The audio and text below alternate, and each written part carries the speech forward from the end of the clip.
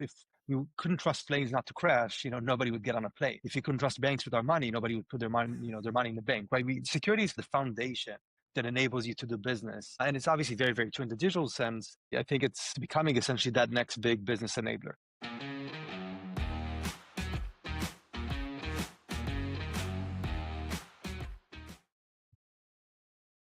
Welcome to the Startup Innovators podcast, where we look at some of the hottest technologies and companies on the planet. And we've got a real exciting one today.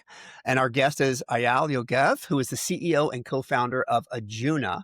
And Ayal is helping to drive a new category in cloud infrastructure, which is being dubbed confidential computing. And we're going to learn all about what that is. And you're going to see this market grow significantly 2026 and beyond. How are you doing, Ayal? Good. Thanks for having me on. Wonderful. Well, we're super excited. I'm going to do a quick little bio before we jump into exactly what Ajuna does. But before founding Ajuna, Ayal led several product teams at some of the largest security companies in the world, as well as Sequoia-backed SafeBrief. He ran the umbrella product team at OpenDNS, all the way through its $635 million acquisition by Cisco. And I played a key role on the product management team that led to Imperva's IPO. So kind of a broad range of experiences from private all the way through public. Ajuna has raised over $60 million in venture capital and has landed several marquee clients in the financial, healthcare, and government enterprise markets. He is a former IDF, Israeli Defense Forces Unit 200, which is equivalent to the Israeli NSA, and has a computer engineering degree from Tel Aviv University and an MBA from the Haas School of Business at Cal Berkeley. He's also, like many of our guests, a Y Combinator alumni, which we're going to talk about. So I'm super excited and glad to have you on. All right, well, let's jump into the big question, confidential computing. Let's start by talking about what that is, where it's come from, how it's new and exploding forward. Yeah. So before I dive in, I guess what kind of drew me to this and why I got super excited about this, my background is security, as you've seen, both public sector and obviously mostly in the private sector side. And what I've learned is that the best security technologies tend to be business enablers, meaning that they give you the trust and the confidence to do something that you couldn't do before, right? The firewall is a great example of that. The reason why the firewall, Palo Alto Networks, is such a big company, and Checkpoint before it is because what the firewalls essentially opened up was the ability for large enterprise to connect to the internet. I still remember back in the 90s, large enterprises wouldn't connect to the internet because of the security risk. And once the firewalls came out, just open up the door to connect to the internet and obviously create a huge amount of business value. And everybody sees the business value of the internet today. It's not just in the digital space, right? If we couldn't trust planes not to crash, nobody would get on a plane. If you couldn't trust banks with our money, nobody would put their money in the bank, right? Security is kind of the foundation that enables you to do business, and it's obviously very, very true in the digital sense. And that's what got me excited about confidential computing. I think it's becoming essentially that next big business enabler. And what confidential computing essentially enables is collaboration, and I'll explain what I mean by that. Um, Essentially, any application has three components, right? You have the code, you have the data, and you have the infrastructure it's running on. And if you have more than one entity involved in that, in that kind of, trifecta, you run into a security or privacy issue. For example, if you want to run something in the cloud, the cloud, might have access to your data or your code. So you might be worried about that. If you want to run something in a SaaS application, can the SaaS vendor see your data? If you want to share data with somebody else, I'll give you some consumer. If you want to share data, think of three insurance companies wanting to work together to do anti-fraud. Can they really share the data with one another? Probably they don't want to, but obviously it's a huge amount of value if they could do that in a way that nobody sees each other touch with data. And confidential computing essentially was built to solve that. And if I go kind of one step deeper, the core issue from a security perspective is that even if you encrypt all your data, in what's called at rest in the file system or the database, and even if you encrypt all the data in transit on the network, which is now completely encrypted, as we all know, when the application needs to process the data, it has to decrypt it to process it. And at that point, the data is exposed. And that's always been kind of one of the key issues in terms of, who can get access to your data. And that's why if you're running in the cloud has full access to what you do on top of the cloud. Your own admins, if you're a large enterprise, your admins, anybody with root access, anybody with physical access to your infrastructure, they can essentially see all Right. your data. And that's always been this huge blocker for adopting new technologies or for doing, things at the enterprise side. And what essentially happened in the industry was that silicon vendors, so Intel and NVIDIA and ARM and AMD, build something called confidential computing into their stack to finally solve this. And basically make sure you can process data completely protected, regardless of, who might have physical or root access to the infrastructure. So only the application can see the data. And the other thing, to make sure it's the right application, a way to authenticate the application, to make sure it's the right application having access to that data. And that was essentially added to every CPU and every GPU. So the first thing that comes to my mind when I hear this is government, right? This had to be a big constraint for government. And how have 100%. governments dealt with this in the past? And when you try to present this solution for them, are they super excited, super aware, or they handle it with tremendous reservations? Yeah, government is definitely one of the kind of the big verticals for us. And to some extent, every new security technology, you kind of look at the firewall, you look at, pretty much any other kind of big technology. It usually starts with large regulated people that are essentially either targets or are, Yeah, regulated. So they have to look at this, which tends to be, financial services, the large banks, payment companies, healthcare, government. These tend to be, manufacturing. These tend to be the early adopters for these types of technologies. yeah. Um, and yeah, you asked how they handled this in the past. So one thing they've done is just not kind of do things they wanted to. So again, some things just don't move to the cloud. Or in government, they tend to have these different levels of clouds where, the most sensitive data just stays on-prem. Slightly less sensitive data can go in a specific, cloud that's managed in a specific way. That's, again, it makes it harder to do things because it's so tightly secured, but you can kind of go to, and again, the less this sensitive the data is, the more you can kind of go and kind of, non-sensitive data can potentially even go to the public, completely public cloud. That's how these organizations tend to do this. Or I'll give you an example on another sort of government use case. In many cases, if you have even your own data center, if it's handling extremely sensitive data and you have some issue with one of the machines where nobody with the right, you know, within the organization can solve, you need to bring an outside, contractor to go do this. They need a specific level of clearance to go do that. And Hmm. that tends Yeah. to, one, you have to kind of clear that person, and then, it's very expensive to do so. It takes a long time. There's a bunch of constraints that you have to kind of work around. But once you have a solution that even if somebody has physical access to the infrastructure, they don't have access to the data, it just simplifies things in a major, major way. Yeah. I can see, the government, obviously they've got their own silos in which they're doing development to keep that private. With healthcare in particular, it seems like this would be an enormous factor because the success in healthcare to some degree, particularly with large enterprises, is going to be based on global cooperation, right?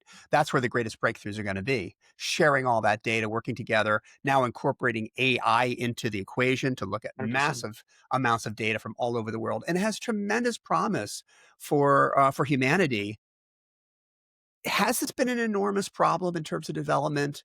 And when you go talk to now private enterprises like this, what's their perspective on it? They're like, "Oh my gosh, Ayala, I've been waiting for you to knock on my door for a decade," or are they, "Wait, wait, wait, wait, wait, this is too risky." Yeah. So it's definitely something that opens up the, collaboration. I'll give you some examples on the healthcare side. I'll give you an example on the financial, services side. There's a bunch of examples of how this can help. And then I'll answer your question about kind of, knocking on the door, because I think that's a very interesting topic. Uh, I'll give you one example on the healthcare side. So working with a large healthcare provider, so they have a lot of, patient data and, patient information they've been gathering, and they're basically working with all these AI startups that come up with a new, again, just as an example, a new way to do you know uh, um, early screening for cancer, as an example. Just an example. The problem that they're running into is that these AI companies, the model is their IP. It's an extremely sensitive piece of information for them. So obviously they don't want to run it in the environment of the healthcare provider. The healthcare provider, they're regulated, and it's patient data. They can't take that patient data and run it through these models of these AI companies. So using confidential computing, where you can basically run it in a way that's protected, the healthcare company doesn't see the model, the AI company doesn't see the data, they run it together and get the results out. It just opens up the door to do this level of collaboration. Another really cool example, I think, on the financial services side, working with a essentially a top 10 bank. And they're obviously that's a huge, they have a huge consumer bank as part of it, and they're a credit card issuer. So they know the financial, information for their consumer, for their customers. Um, but when somebody charges their credit card on something, what they see is, they see, Walmart or Target. They don't really know what the person bought, or Amazon. They don't even know what the person bought. They Right. just see this, line item by who the retailer is. But what they want to do is they want to take the information in terms of what the retailer actually bought. So let's say they know, Tim likes to, ride, bikes, and usually around June they buy some. So they want to basically create these sort of that, cash back offers that are much more tailored to the person. The problem is they don't have the data.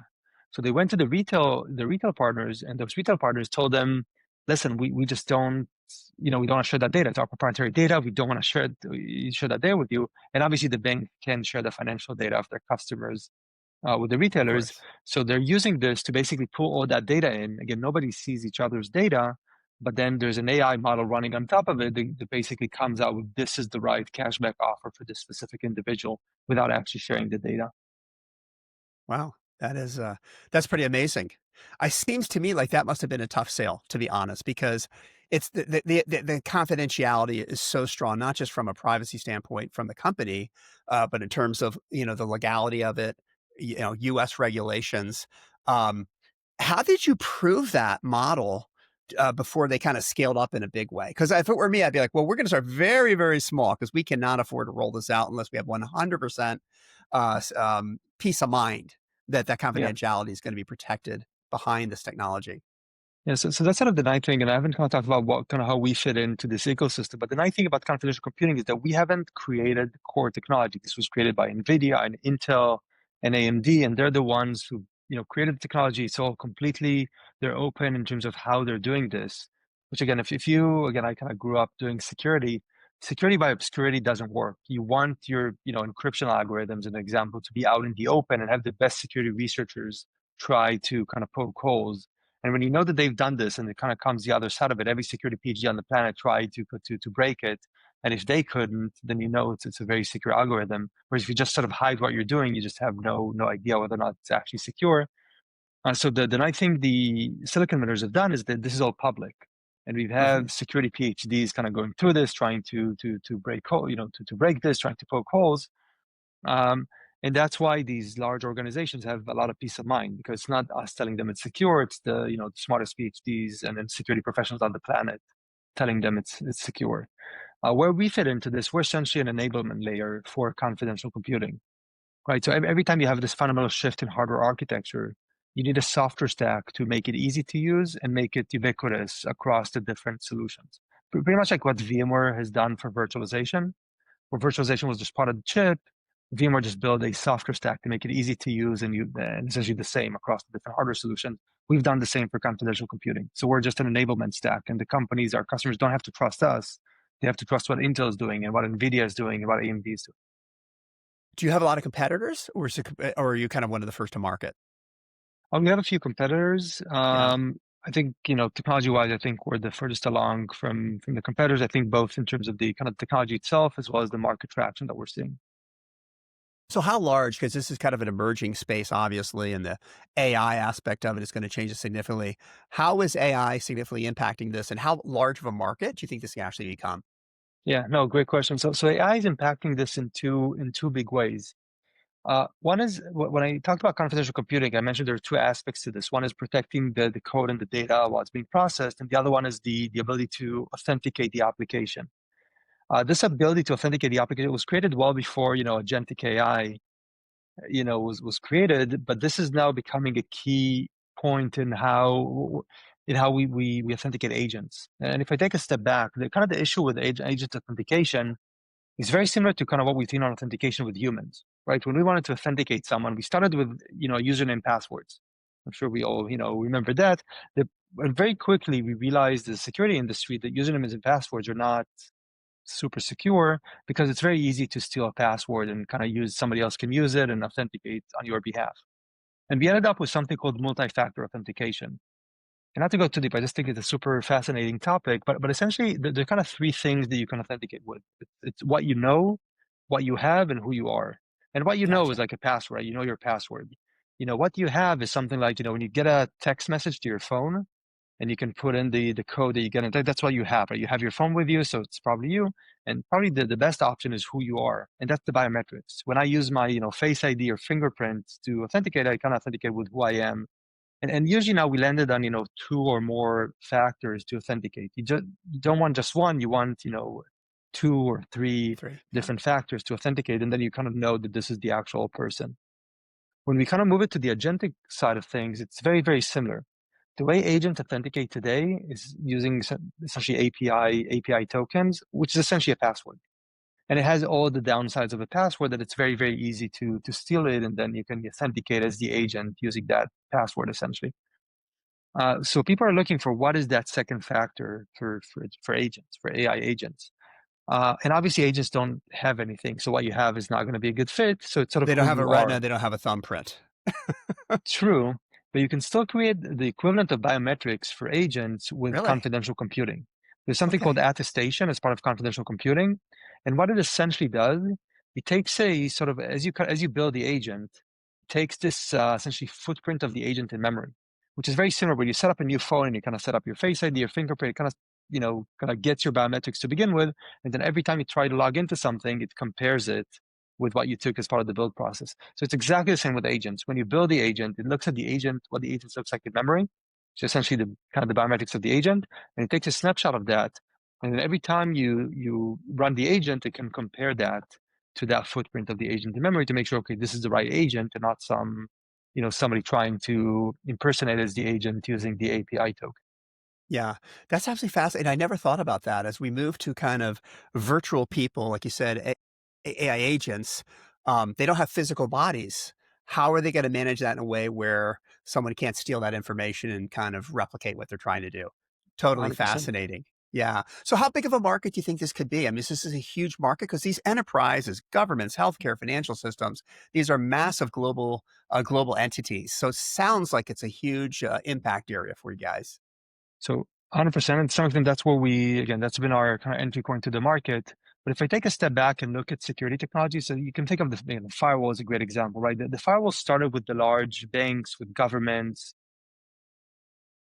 with healthcare organizations, these large enterprises that wanted to connect to the internet. But right now, I'm sitting at home and I'm connected to the internet, talking to you via a firewall. It's sort of be insane today to connect to the internet without a firewall. And it's not just a large enterprise, it's every organization on the planet. And again, we kind of see the same with things like, HTTPS. When you browse to a website, you see the HTTPS at the top. Honestly, it Right. started with the banks, and maybe 10 years ago, it was just the banks using it.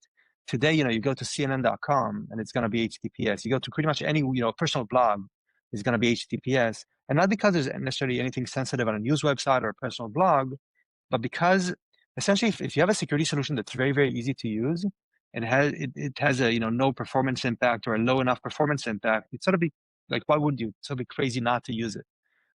And that's why nobody's connected to the internet today, not through a firewall. Everybody's kind of checking the box to use HTTPS on the websites. Yeah. And if I kind of look at confidential computing, and this is the way, the CTO of Azure, the CTO of Intel, the CTO of NVIDIA, they talk about the same way that confidential computing will just become computing. Because if you have a solution with, the performance impact is extremely low because all the heavy lifting is done in the hardware itself. And then, solutions like us make it super simple to use. We can just run everything this way. Confidential computing will just become computing. It's just going to be every company on the planet running everything this way. And the same way that, VMware Yeah. became that layer of virtualization for everyone, we want to become that, layer of confidential computing for everyone. Well, I like the moniker, the name for the category confidential computing because it implies that nothing else is confidential right now. And you almost have to say, really? So I'm not confidential is what you're telling me? That's pretty interesting. And by the way, as a security expert, you're assuming that you're actually talking to me, but I don't know if you've really verified that I'm who I say I am. So we'll leave it at that for a different day. I think it was Elon Musk that says sometimes the most ironic solution is the most obvious solution, something like that. Well, that sounds amazing. Let's jump to some other things because there's some other things exciting about your background that I know that people generally have interest in, ranging from the IDF to and that whole experience to Combinator and some other things. So I've had the opportunity to interview many entrepreneurs who are Israeli who came out, spent their time in the IDF, and there's a lot of commonality in terms of the characteristics, being given enormous responsibility, essentially in your teens. Of course, the ability to have to execute the overall safety threat issue. Obviously, is really a small country, a lot of enemies around, so that's a pretty important. What were some of the things that you learned early on through your experiences in the equivalent of the Israeli NSA that helped you develop kind of these startup companies? Is it culture? Is it the ability to execute? What were the things that you took away from that experience that helped make you successful? Yeah, no, that's a really great question. And I think there's been, books written about this, right? There's a book called Startup Nation, which I think is Yeah, phenomenal, that talks about why there's so many startups coming out of Israel specifically. And I tend to agree with a lot of what's being written there. I think part of it is, yeah, you kind of tend to grow up very, very quickly. Whereas, when you're 18, if you go to, college, or you kind of go, like, you don't have to grow up as fast if you're going to the, to military, right? You just yeah. tend to kind of grow up very, very quickly. And yeah, you get a huge amount of responsibility. Looking back, I now have a son that's kind of, closer to the age I was at than I am Me, now. me too. Me too. Yeah. And it's just crazy the amount of responsibility that you get at such a young age. And again, you just have to, again, kind of grow up and kind of take that responsibility very, very quickly. So I think that's great. The other thing is, I think and again, there's sort of good and bad, but there's a culture of sort of risk taking to some extent. Hmm. That part of it is just out of necessity, right? If you have, again, there's things that you have to do, you have limited resources, you have limited time, and you just have to achieve a goal. So one, you have to hustle, you have to take risks, you have to do things a certain way, and that is very, very similar to running a startup, right? Where you run a startup, there's a limited amount of time that the runway kind of gives you, and there's specific results that you have to deliver during that time. Plus, there's just an aspect of risk taking that, again, it feels so. I don't know if it's related to this, but I remember talking to classmates of mine, for example, at Haas, right, at business school, and they talked about even just joining a startup. Like, even joining a startup at Series B is such a big, risk compared to going to like a Google or an Amazon or a large company. And I think, like, well, what's the worst case? Let's say this startup shuts down, you can just go find another job. I didn't even like the. I just think the level of risk tolerance just changes in just a massive, massive way when you kind of have to take these large risks early on, and you just kind of become very comfortable with taking risks. Yeah, I wonder if some of that is the existential nature of the risk that the IDF, people experience in the IDF versus, let's say, if there were a draft again here in the United States. There hasn't been one in a long time. It'd be interesting to see if there were a draft, if we'd have even a rebirth in entrepreneurialism because of the amount of responsibility that's given to people at such young ages. But then I tend to also think that if you're part of this large military operation in the United States, but you're not actively deployed in kind of a combat zone, if the sensitivity would be as great as somewhere like Israel, and the fact that Israeli has so many issues constantly that they're dealing with, so these young people, not only do they have responsibility, but it's active responsibility. They may actually be in the field when they're 18 and 19 versus you may never have a combat deployment of any type if you're in the US military. I wonder if that aspect of it is what really drives the intensity. One thing I noticed with so many Israelis, I'm sure you've probably heard this from many people, there tends to be a different level of seriousness in terms of the personality. And I think some of that is bred through that aspect of going into the military so young and always having that existential aspect that you deal with growing up that we do not grow up here in the United States. Huge military, oceans on each side, kind of a different environment altogether. Yeah. Again, one is, I want to say there's phenomenal entrepreneurs in the US. The best entrepreneurs, on the planet, or some of the best entrepreneurs on the planet are, born and raised in the US. And I think, Yeah. again, I definitely, I think Israel is a great, kind of, breeding ground for awesome entrepreneurs, but the US is, definitely a phenomenal place to grow up and build companies. And I think having two oceans on two sides and not having to worry about, anybody made is a great is a great thing to have. And I wish that on every country on the planet, to not be worried about, an invasion or, but yeah, I think there are two things. One is, yeah, the need to kind of grow up very, very quickly to some extent, once you kind of join, military service, that's one thing.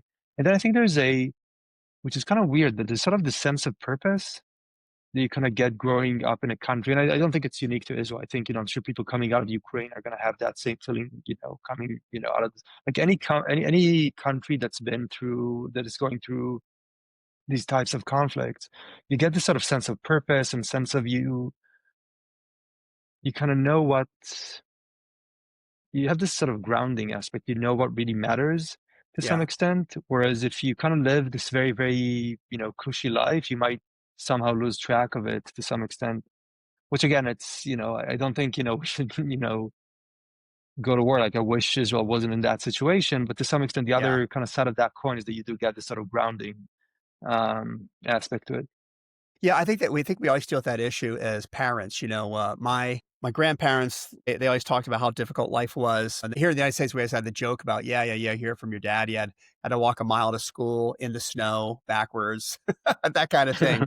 So, and there Yeah. is this feeling, I think, with every generation that the next generation is a little bit softer than the last because of the success of the previous generation. And so I think it's always that double-edged sword where as a parent, you want the comforts and the things in life for your kids that maybe you didn't have, but you also have to say, if I don't put them into these situations where there is pressure and there is commitment, and if they go through tremendous challenges, they're either not going to rise to the level of the occasion or it's going to be more difficult for them. And so sometimes you have to be a little harder on your kids understanding that. So I think we all deal with that, even at the micro level. Yeah, no, 100%. It's always this again, as a father myself. It's always this challenge, right? You want your kids kind of shielded and protected. On the other hand, even if they, they run into, let's say a teacher doesn't like them in school, right? It doesn't have to be something sort of big and existential, but like there's always sort of this balance of how much, do we want to step in as parent to kind of help resolve the situation, and how much do we want them to kind of, even if it means, getting kind of lower grades in a specific class, like how much do we want to let them deal with it themselves? Because it's going to help them grow and going to help them mature and kind of understand how to deal with those situations later on in life where we're not going to be there when they deal with their boss when they're 35. We're not Yeah. going to be there to help them resolve the situation. I'll tell you a funny story. When I was younger, much, much younger, I did, for several years, I was involved in a type of martial arts combat training called do. And the person that taught that it incorporated lots of forms of defense, including a Krav, obviously. But the instructor would always debrief us after we would have to do a combat scenario. And whenever someone would say, well, what do you do in this situation? You say, well, okay, in this situation, we analyzed it this way, and we would try to do X, Y, and Z. Every single time he would say, there is no try. There is either do or did not. And I've always thought of that every time I've run into a challenge and I'm about to say try, I'm gonna say, no, I'm either gonna do it or I'm not gonna do it. Yeah, yeah. Kind of a value I think it's been built in from that experience. Yeah, go ahead. Okay, I'm saying it's exactly those things that you kind of get drilled into you when you're younger in life. That eventually you kind of hear this kind of voice in the back of your head, kind of and I think that's exactly what kind of build great entrepreneurs and great and just great adults in general, or people that have this sort of attitude. Have that the sentence that I love that is not new, but whether you think you can do something or you can't, you're probably right. So having Well, this sort of yeah, I think I can see an entrepreneur going to make a pitch to a VC for money, and it's like, "Well, I'm gonna try to do this, and then we get the money, we're gonna try to do that." I don't think you'd be too successful. I think they want the confidence of, "I'm gonna take your money, and I will do this." On that note, let's talk a little bit about Y Combinator. Again, I've had, lots of guests that came out of Y Combinator, similar to the IDF stories. What were some of the big takeaways that you got out of that? Yeah, so Y Combinator is probably the best startup school on the planet. I think it's a phenomenal place to come and learn entrepreneurship. One of the things they do, I think, teach you exceptionally well is one is sort of how to fundraise. I think they're a phenomenal school in how to fundraise and how to kind of create sort of ecosystem around your startup to get multiple people across to the kind of finish line at the same time, and sort of create a sort of marketplace around your fundraise to for it to become sort of a competitive process. And they're really, really good at teaching that. And then Mhm. Mhm. also creating that as part of the batch. You come out of demo day is essentially this sort of FOMO of a ton of investors coming in to see a limited number of startups, and it creates this sort of ecosystem around this. And if you kind of learn how to basically replicate that in future rounds, you end up raising you know sort of better rounds with better investors than you would otherwise, which I think is great. The other thing is they're very, very good at kind of making you very results oriented and very focused on this is what actually matters, and we're just going to focus on that 100% and kind of get to that goal, and nothing else. And to some extent, nothing else matters, in the sense that, again, if there's other, getting, a billboard on the 101, if that's not going to move the needle in terms of your target, like don't spend time on it. Don't do that, right? It doesn't matter. All this, getting, press coverage, getting a billboard on the 101, getting what I none of it eventually matters. It's about, essentially it's about building something that people want. That's kind of Yeah. the core of what YC is. So building something people want, getting customers, getting happy, customers or users, B2C or B2B company, and kind of, creating real value in the world. And once you do that, eventually good things happen, and you raise money and you grow and you succeed, and you kind of get, again, if what you care about is, PR that you can show your parents, great, you're going to get that, but it's going to be the result of the kind of building something that people actually want. Yeah, and I think that the kind of one consistent theme that always resonates with me from everybody I talk to that came out of that experience, is they learned how to really prioritize. And I think that's what you're saying. And it's funny because you hear the stories of what they were doing before they got into the Y Combinator. And you think, well, this is a very focused individual. They're going to build this business. They're incredible. But they would tell you kind of they were running around like a chicken with their head cut off, doing 900 million things. And the same thing they said is, let's pick one core metric that's going to get us to that next step. And let's push everything there and let everything else be messy and fall to the side, at least at that super early stage, right? Where there's not a lot of traction. It's a small team. You're trying to figure out your ICP and the product and all of that.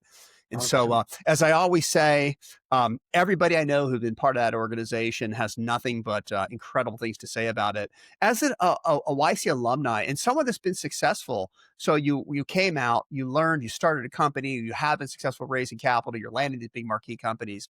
Do they follow up with you as an alumni? Do they keep that together? Is there a networking aspect to being a YC alumni beyond just what you learn when you're in it?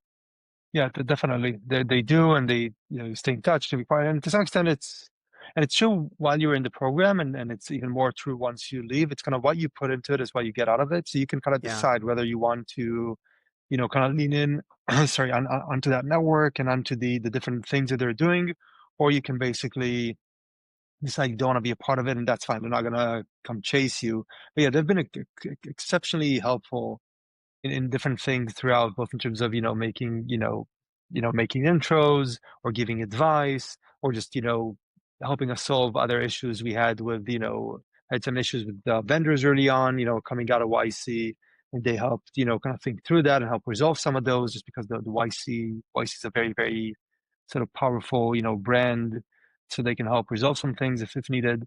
That they've been Yeah, that they've been phenomenal throughout that. And to some extent, I know some companies just disconnect and are not part of this, and some companies lean in very, very hard and get the value.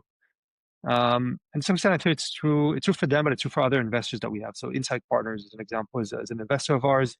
They are they have this phenomenal set of tools they give founders. They have all these, centers of excellence on, engineering and marketing and sales and, HR and all these other, and you can lean in and just get an incredible amount of value from them. Or if you don't want to, they're not gonna chase you and kind of force feed you those, those resources. But if you know how to leverage them, there's a lot you can Do you get out of it. find that if you wanted to randomly call a YC alum, that the likelihood is they would respond back to you? But is that kind of thing that happens the way it is going to like a Stanford B school or Yeah, somewhere like that? pretty much. They're definitely Yeah. more likely than not. And again, we're just starting out. We wanted to, and again, I think a lot of YC companies did that. I emailed the founders of Airbnb, Really? and they got back to me. Or they wrote us an email. And again, it wasn't what we're building is, and again, it kind of took us a while to kind of figure out who we're selling to. And Airbnb is not an ICP at this point. But Yeah. they got back to us and they took it to their teams and they came back with feedback, and it was amazing that the founders of Airbnb, and it was already, I think they were already public at that point. Again, it was a very, very large, successful company, and they got back to us immediately. I don't know, maybe they're Wow. kind of unique in that aspect, but yeah, I definitely, if I get an email from YC alum, I'm more likely than not Yeah. to reply, especially compared to just I try to get back to pretty much everybody who reaches out, especially entrepreneurs. I know how difficult it is, and we it's always you always want to kind of give back, but definitely Yeah. if it's a YC entrepreneur.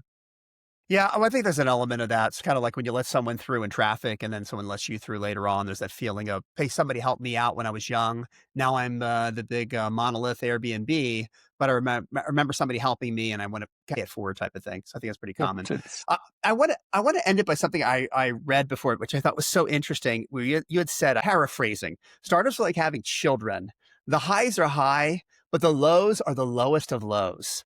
And, as a father of 4, I kind of know what you mean, but I'd love to hear that thought related to both family and entrepreneurship. yeah. Again, definitely as a father, as a parent, you kind of see that, right? But once you have kids, it teaches you, like, you love someone more than you ever thought was possible, and like there's kind of moments that it's just incredible. It's like a feeling that I think it's very, very hard. At least for me, I couldn't feel it in any other scenario other than with my kids. So I think Yeah. the highs are just phenomenal, but then so with the lows, right? If again, when you have small kids, right, you wake up at like 3 a.m. with a leaky diaper, like it's one of those moments you say, why am I You mean doing you this? can't just tap your wife and say, "Go change the diaper at 3 in the morning"? It doesn't work that way? I changed the share of diapers, believe me, in my life. Yeah, As I tell my kids when they get mad at me, no matter what I ask them to do, I say, "Listen, I changed diapers for a decade, so I don't wanna hear about it." yeah. No, and again, we kind of split everything sort of down the middle. So I had my kind of fair share of changing diapers at 3 a.m. and having to, especially if it leaks and you have to kind of change everything. It's definitely not a fun experience to go through. And definitely as they kind of grow up and become, we're just starting kind of the teenage years with my son, and you kind of I'm starting to see kind of the challenges that kind of opens up. So there's definitely challenges with kids, and sometimes the lows are just, in some extent, it's true, right? Whatever happens to you, like you feel like you can deal with something that happens to your kids, it just feels so much worse than everything you've ever. I'm sure you've seen that as a parent as well. So that's kind of, and to some extent with Yeah. startups, it's sort of the same, right? It's again, I've had a bunch of jobs I've done as an employee of other companies, even as an executive in other companies. The level of emotional attachment you have when it's your startup and you're the Yeah. founder, especially the founder CEO of that startup, it's just a different feeling. Again, for me, it was compared to anything. And again, I had stressful jobs. I've done things that were, but again, there was never this element of just emotional, like it's a part of you. And again, it's very, to me, it's like very similar to kids to some extent. Well, I think where it's so different because again, I've run a 25-year-old executive recruiting firm that places leaders and startups. And one of the consistent things that I tend to see is that probably the single driving factor of why a C-level executive joins a startup is personal belief in the founder. It's very different than if you wanna like I said, you wanna go join VMware and you have to have that much belief in the, regional East Coast vice president of some division. I mean, it's a big entity, it's a company, you're looking to move around, but there is a risk element when you go to work for an earlier stage company, even though it's exciting and there's a lot of benefits, and I think it's the greatest thing in the world for people to do if you're built that way. But so much is belief in that founder, and when the company doesn't work, not only do you feel as the founder like you let these people down and their families down, it's a big weight of the world, but also the employees themselves feel emotionally connected to the founder's success. Everybody wants everybody to be successful for all these dreams because it seems like everybody at a startup is pursuing a dream. And that's what makes it such a different experience. And if you've worked for big companies, until you can get down and work for an early stage company and be one of those, 10 people in that rowboat rowing in that storm together, you just don't understand it. And for those that love it, they're willing to risk drowning. for that high of succeeding together, and that's the difference, you know? I I couldn't agree more. I think it's a phenomenal and again, it's a conversation I have, when especially when you're very, very early stage and you're, hiring your first, engineers into the startup, right? A lot of the people that, we hired amazing engineers. They could go work for a Google or for a, Facebook or for one of these companies for, NVIDIA. I've actually hired people from some of these companies, or they Mhm. can go, come for and again, you talk about Series B company. It's very different with Series B versus you're a seed stage company and you're just getting started. And you're going to be the first engineer or the second engineer on the team, and the Right. amount of the amount of risk is much higher. And obviously, there's no way as a young startup you can pay as much as Google does, especially if you take kind of total comp with the stock options and everything else. But I used to have this kind of thing I told people: if what you're looking for is total comp, maximizing total comp, don't go work for a startup. Go work for Google. Go work for a large company. Your total comp is again, the startup might succeed, you might make more, right? I'm sure the first employee at NVIDIA is very, very happy with joining NVIDIA. But again, there's a huge risk and most startups don't become NVIDIA. But again, there's a bunch of things that you get from working in a startup, like the amount of, again, that emotional connection that you have, feeling like you're part of a team, you're doing something, you're building something, you're in the room and decisions are, happen. You have, these day to day, especially with the early stage team, you have this day to day interaction with the founders, the CEO, the executive team. You're making those decisions. Again, it's an amazing feeling. And I've worked at large companies, I've worked at early stage startups, and to some extent, every person has their own. And there's no right or wrong, right? It's a very personal feeling of what is the right thing for you. Yeah. But for me, I love that early stage, even if it means kind of lower, on average lower comp, which again doesn't have to be depending on how successful the startup is. But I still think I want to enjoy what I'm doing. I want to get up and I want to feel like, what I do matters and what I do, and I want to have an amazing team around me that we're working together towards and you sometimes get it at a large company as well. But I think it's much more common in a startup than it is at a large company. That's been my experience. Well, and I think that emotional kinda drive that everybody has is what makes the difference. I mean, you think about, like, as a father, right? We all go through our trials and tribulations as a family, as a man, right? That impact you, physical, mental, psychological, all these different things that come into your head.